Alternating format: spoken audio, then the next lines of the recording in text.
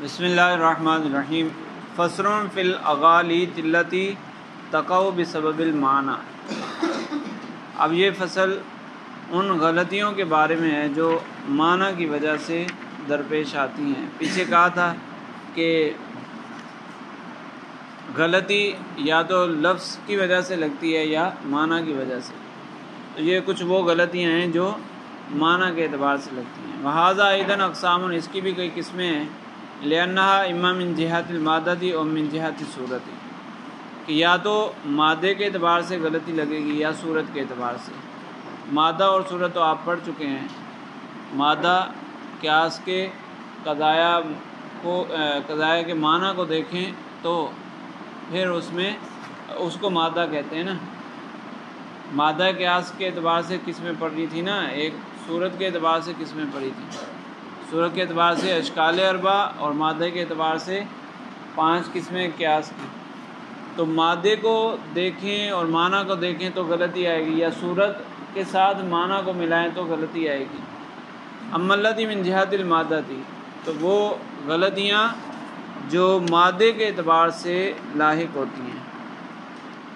فرماتے ہیں کما یکون بحیث اذا رتب المعانی فیہ علی وجہ یکون صادقا لم یکن قیاسا واذا رتب علی وجہ یکون قیاسا لم یکن صادقا۔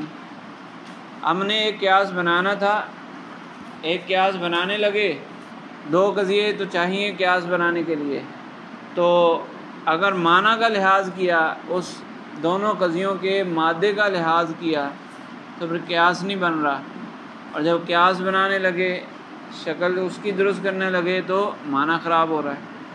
جیسے کہا جائے کہ الانسان ناطق من حیث ہوا ناطق، الانسان ناطق من حیث ہوا ناطق ولا شیء من الناطق من حیث ہوا ناطق بحیوان۔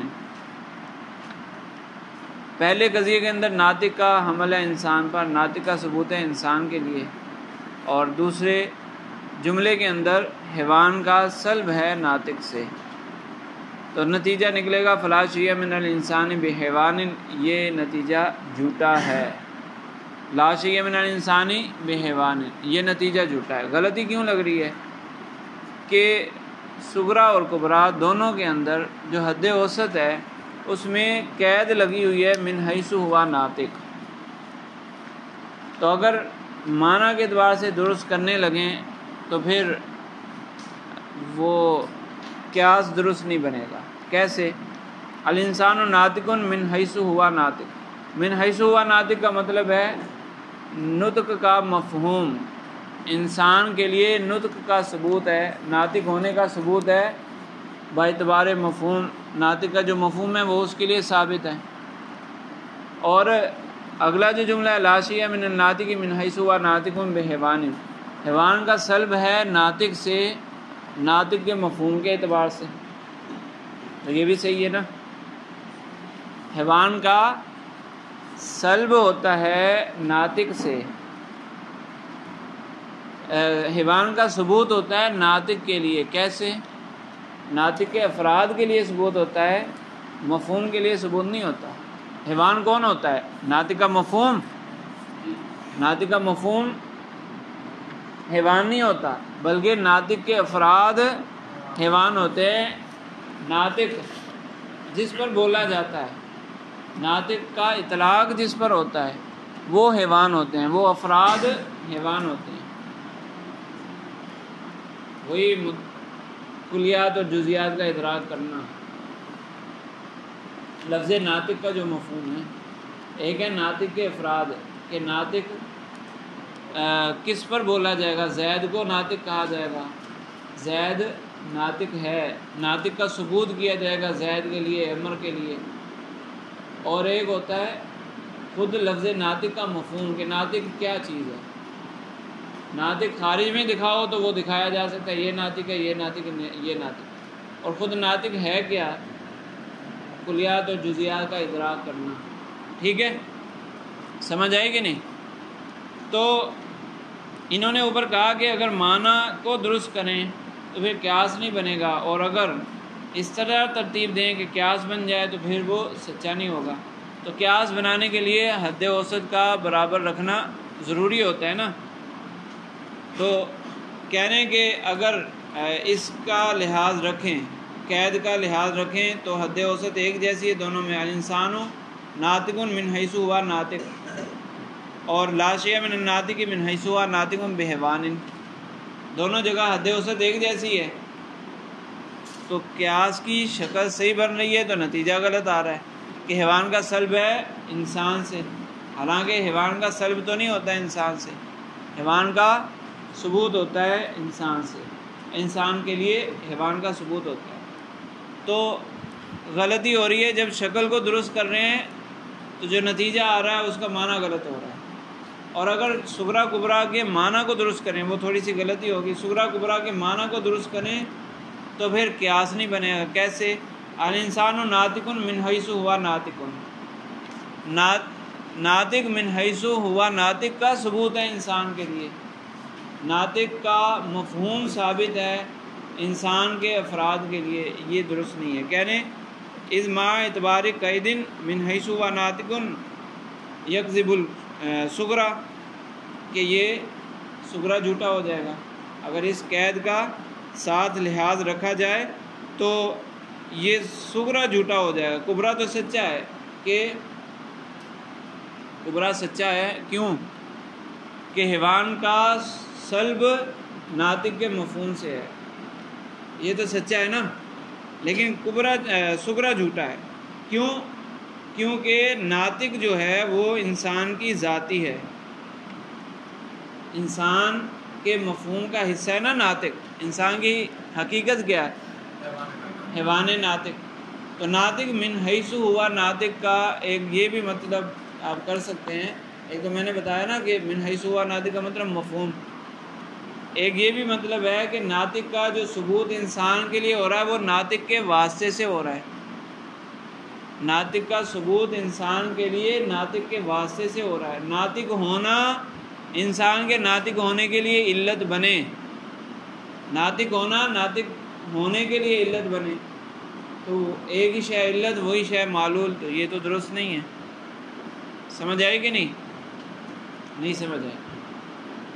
جب یہ قید لگائی جاتی ہے نا من حیث ہوا، جیسے آپ نحو کا موضوع پڑھتے ہیں الکلمۃ والکلام من حیث الاعراب والبناء، من حیث الاعراب والبناء، تو اس کا مطلب ہوتا ہے نحو کے اندر جتنی باتیں کی جائیں گی علم نحو کے اندر وہ کلمہ کلام کو لاحق ہوں گی، کلمہ کلام کے لیے ثابت ہوں گی، لیکن کیسے؟ اعراب اور بنا کے واسطے سے، معرب مبنی ہونے کے واسطے سے کلمے کو لاحق ہوں گی. یعنی کلمہ ایک فاعل ہے، ٹھیک ہے، ضمہ اس کو لاحق ہو رہا ہے کیوں؟ معرب ہونے کے واسطے سے. پھر اسی کو فتح لاحق ہو رہا ہے کیوں؟ معرب ہونے کے واسطے سے. کبھی نہیں لاحق ہو رہا کیوں؟ مبنی ہونے کے واسطے سے. تو جب کہا کہ ناطق من حیث ہوا ناطق، تو اس کا مطلب ہے ناطق کا ثبوت ہے انسان کے لیے، کیسے؟ ناطق کے واسطے سے. ناطق کا ثبوت ہے انسان کے لیے ناطق کے واسطے سے. تو ناطق کے واسطے سے ناطق کا ثبوت انسان کے لیے کیسے ہو سکتا ہے؟ کہ ناطق تو خود اس کی ذات میں شامل ہے نا، جو ذاتی ہوتی ہے وہ کسی واسطے سے نہیں ثابت ہوتی، وہ تو ذاتی کہتے ہی اس کو ہیں جو ڈائریکٹ اس کی ذات کا حصہ ہو. ذاتی اس کو کہتے ہیں جو ڈائریکٹ ذات کا حصہ ہوتی ہے، تو وہ کسی واسطے سے نہیں آتی. تو اگر من حیث ہوا ناطق کا صغریٰ میں اعتبار کریں تو صغریٰ جھوٹا ہے. صغریٰ کو سچا بنانا ہے تو کہہ دیں گے الانسان ناطق، تو یہ درست ہے. ناطق کا ثبوت ہے انسان کے لیے بغیر کسی واسطے کے، ناطق کا ثبوت ہے انسان کے لیے بغیر کسی واسطے سے، یہ سچا ہو گیا. اور اگلا جملہ اسی طرح رکھا جائے کہ لا شیء من الناطق من حیث ہوا ناطق بحیوان، تو اب حد اوسط ایک جیسی رہی، حد اوسط میں تبدیلی ہوگی. تو معنی کو درست کیا تو قیاس غلط ہو گیا. پھر قیاس کو درست کرنے کے لیے کبریٰ سے بھی من حیث ہوا ناطق کو ہٹا دیں کہ صغریٰ الانسان ناطق، تو کبریٰ میں بھی من حیث ہوا ناطق ہٹا دیں، تو پھر کیا بن جائے گا؟ لا شیء من الانسان لا شیء من الناطق بحیوان، لا شیء من الناطق بحیوان، اب شکل تو درست ہوئی، معنی پھر غلط ہو گیا. تو معنی کو سیدھا کرنے لگتے ہیں تو شکل غلط ہو جاتی ہے، شکل کو سیدھا کرنے لگتے ہیں تو معنی غلط ہو جاتا ہے، اس لیے غلطی لگ جاتی ہے. تو اب جو سمجھ جائے گا وہ کہے گا کہ بھائی یہ قیاس بن ہی نہیں سکتا.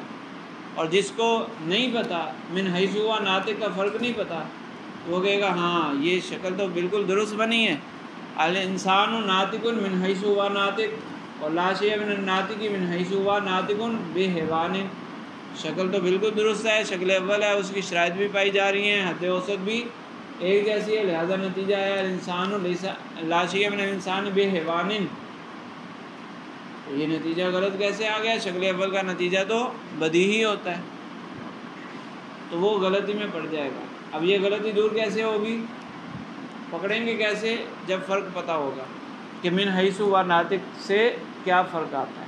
ٹھیک ہے، تو کہہ رہے ہیں ما اعتباری قیدی من حیث و ناطق یکذب صغرا، صغرا جھوٹا ہو جائے گا. وما حذفی انہما، اگر دونوں سے حذف کر دیں، یعنی پہلے صغرا سے حذف کریں تو صغرا سچا، پھر قیاس بنانے کے لیے شکل درست کرنے کے لیے کبرا سے بھی حذف کرنا پڑے گا نا، تو کبرا سے حذف کر دیں گے تو یکذب الکبرا، کبرا جھوٹا ہو جائے گا.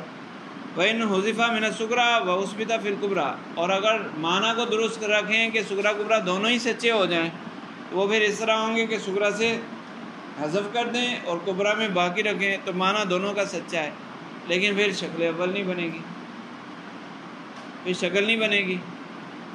یلزم اختلال حیت القیاس، اس صورت میں پھر قیاس کی حیت کا، قیاس کی شکل کا خراب ہو جانا لازم آئے گا، کیونکہ اس صورت میں پھر حد اوسط متقرر نہیں رہے گی.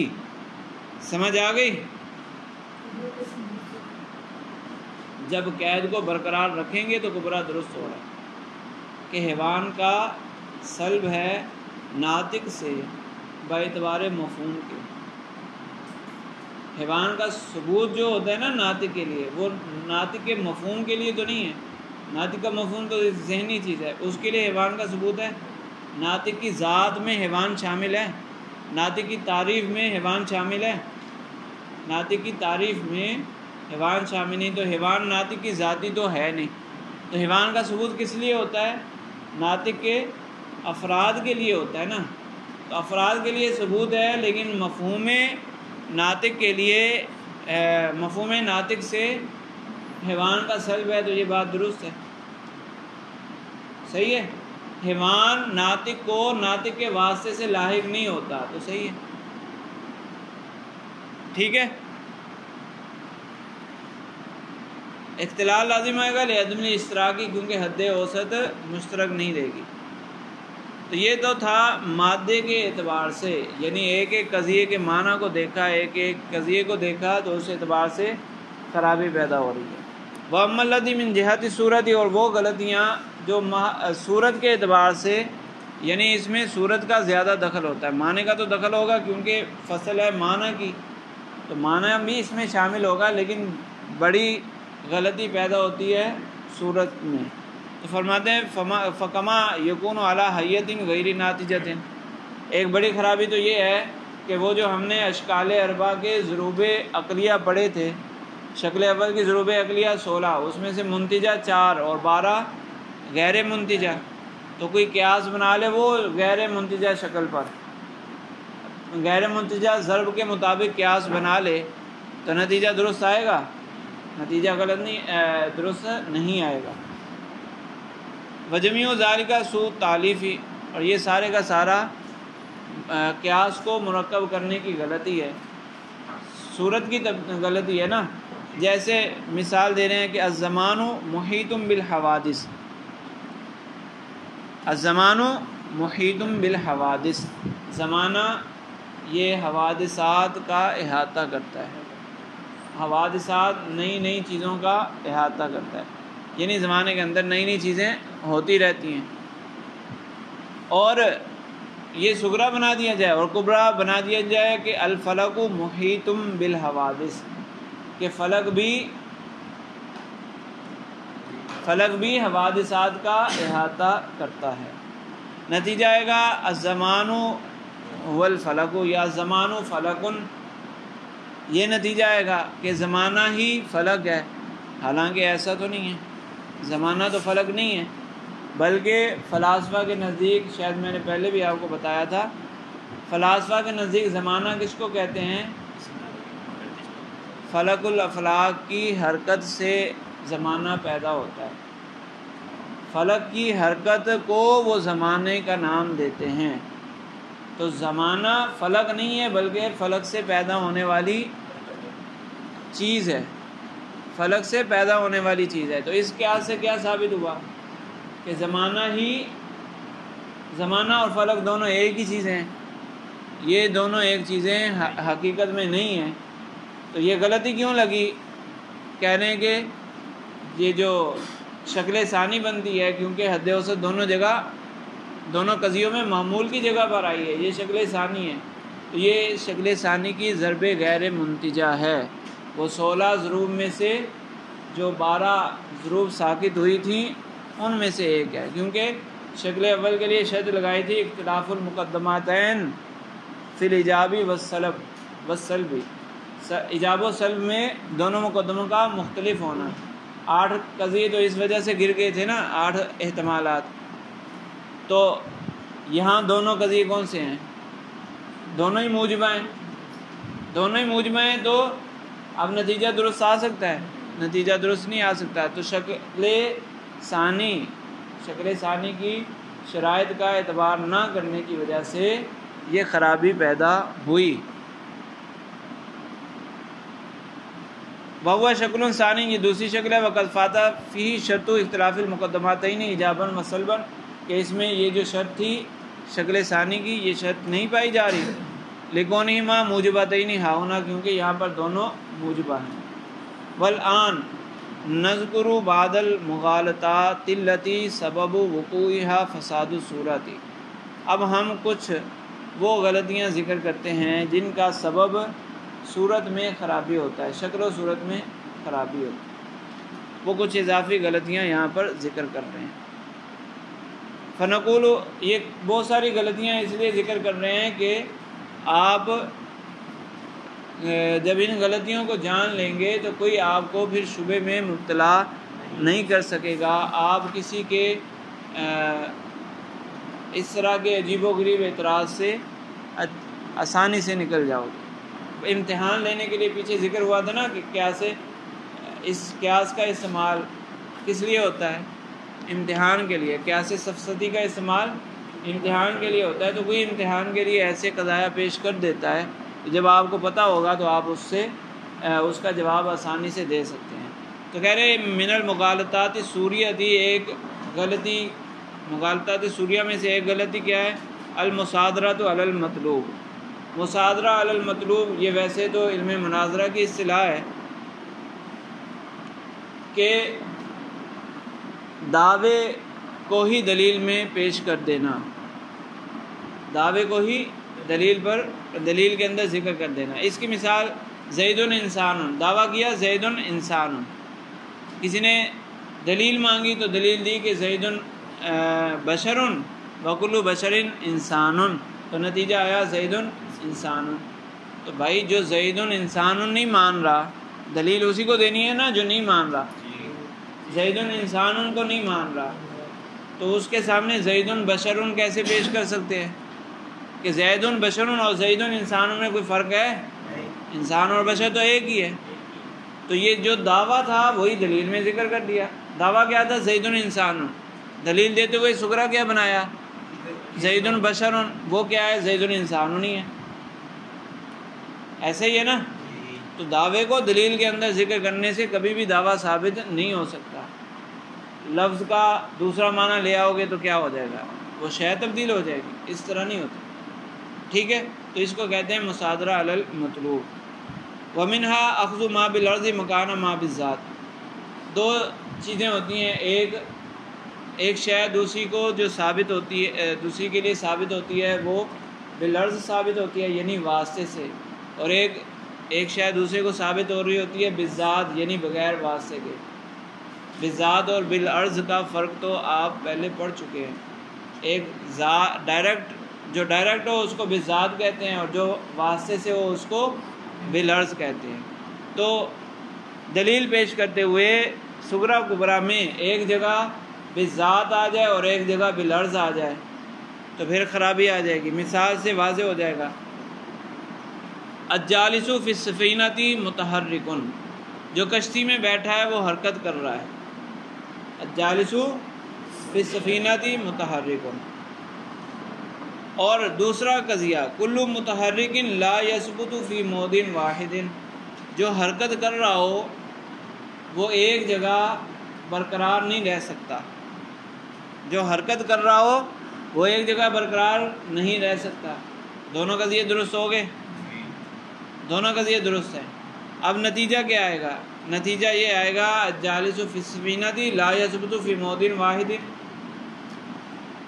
جو کشتی میں بیٹھا ہو وہ ایک جگہ برقرار نہیں رہتا. تو جو بیٹھا ہے وہ ایک جگہ رہے گا نا، وہ بندہ تو ایک ہی جگہ رہے گا نا. جو کشتی میں بیٹھا ہے وہ تو ایک ہی جگہ رہے گا.